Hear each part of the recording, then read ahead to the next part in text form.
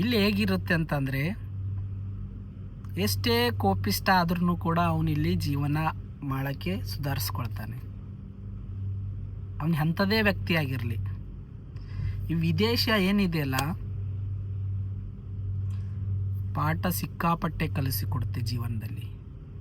ನಿಮ್ಮ ಕೋಪ ತಣ್ಣಗೆ ಮಾಡಿಸುತ್ತೆ, ನಿಮ್ಮ ತಾಳ್ಮೆ ಬೆಳೆಯಿಸುತ್ತೆ, ಯಾವ ರೀತಿ ಜೀವನದಲ್ಲಿ ಜೀವಿಸ್ಬೋದು ಅನ್ನೋದು ನಮಗೆ ತಿಳಿಸ್ಕೊಡುತ್ತೆ. ಯಾರು ನಮಗೋಸ್ಕರ ಇದ್ದಾರೆ, ಯಾರು ನಮಗೋಸ್ಕರ ಇಲ್ಲ, ಯಾರು ಅದಕ್ಕೋಸ್ಕರ ನಮ್ಮ ಜೊತೆ ಇರ್ತಾರೆ, ಯಾರು ದುಡ್ಡಿನ ಗೋಸ್ಕರ ನಮಗೆ ಇರ್ತಾರೆ, ಯಾರು ರಿಯಲ್ ಆಗಿ ಪ್ರೀತಿ ಮಾಡ್ತಾರೆ, ಸಾವಿರ ಪ್ರಶ್ನೆಗಳಿಗೆ ನಮಗೆ ಇಲ್ಲಿ ಉತ್ತರ ಸಿಗುತ್ತೆ. ಅದಕ್ಕೋಸ್ಕರ ಎಲ್ರದ್ದು ಕೂಡ ಆಸೆ ಇರುತ್ತೆ, ಒಂದು ಒಳ್ಳೆ ವ್ಯಕ್ತಿ ಆಗಬೇಕು, ಒಂದು ಒಳ್ಳೆಯ ಮಟ್ಟಕ್ಕೆ ಬೆಳಿಬೇಕು, ನಮ್ಮ ಫ್ಯಾಮಿಲಿಯನ್ನು ನೋಡ್ಕೊಳ್ಬೇಕು ಅಂಥೇಳಿ.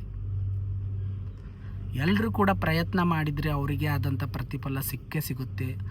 ಆದರೆ ಯಾವುದೋ ಒಂದು ಕೆಲಸ ಮಾಡೋಕ್ಕೆ ನಾವು ಹೊರಟೀವಿ ಅಂತಂತಂದರೆ ಯಾರಿಗೂ ಕೂಡ ಹೇಳಬಾರ್ದು. ನಾವು ಮಾಡ್ತಕ್ಕಂಥ ಮೊದಲನೇ ತಪ್ಪು ಅದೇ.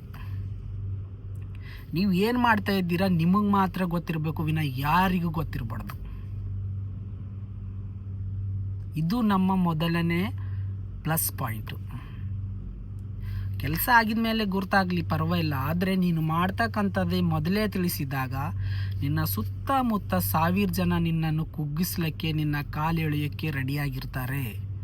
ಅವರಿಗೆ ನಿನ್ನ ಒಳ್ಳೆತನ ನೋಡಿದಾಗ ಅವರು ಏನು ಮಾಡ್ತಾರೆ, ಏನೋ ಒಂದು ತಲೆಯಲ್ಲಿ ತುಂಬಿ ನಿನ್ನಲ್ಲಿರ್ತಕ್ಕಂಥ ಏನು ಗೋಲ್ ಇದೆಯಲ್ಲ ಅದನ್ನು ನಿನಗೆ ಡಮಾಲ್ ಮಾಡ್ತಾರೆ.